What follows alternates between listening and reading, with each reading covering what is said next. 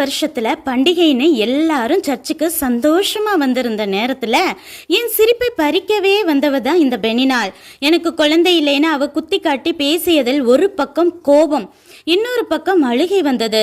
கடைசியில் அழுகையை ஜெயிக்க இந்த தடவை நான் தனியா மூளையில உட்கார்ந்து அழல, தேவ சமூகத்துக்கு ஓடி போய் மனசுல உள்ளதெல்லாம் கொட்டுனேன். நான் குடிச்சிருக்கேன்னு தப்பா புரிஞ்சுக்கிட்ட ஏலியும் நீ கேட்டதை தேவன் கொடுப்பார்னு வாழ்த்தி அனுப்ப, அப்புறம் ஒரு நாளும் கண்ணீர் வடித்து என்னை அழுமுஞ்சியா யாருமே பார்த்ததில்ல. கொஞ்ச நாளிலேயே கன்சீவாகி இப்போ என் கையில சாமுவேல் தவளை. நான் பெனினாளை நமட்டு சிரிப்புடன் ஓரக்கண்ணுல பார்க்க அவள் தலை கவிழ்ந்திருந்த என அன்னாள் நினைத்து கொண்டாள். இந்த அன்னாளை போலவே நாமும் நம்மளை பேசி சோர்வாக்கி மூளையிலேயே உட்கார வச்சு நம்ம வாழ்க்கையை முடக்கி போடுறவங்க கிட்ட போய் பதிலுக்கு பதில் வாக்குவாதம் பண்ணாம ஓடி போய் தெய்வ சமூகத்துல உங்க மனசை கொட்டுங்க.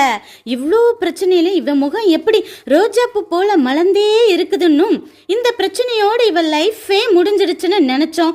எப்படி வெளிவந்ததும் இல்லாம இவ்வளோ பெரிய உயரத்துக்கு போனான்னு ஊரே மூக்குல விரல வைத்து ஆச்சரியப்பட, அதன் பின்னணியில் நம் கண்ணீரை துருத்தியை சேர்த்து வச்ச ஏசப்பா மட்டுமே காரணம் என நமக்குத்தானே தெரியும். நன்றி.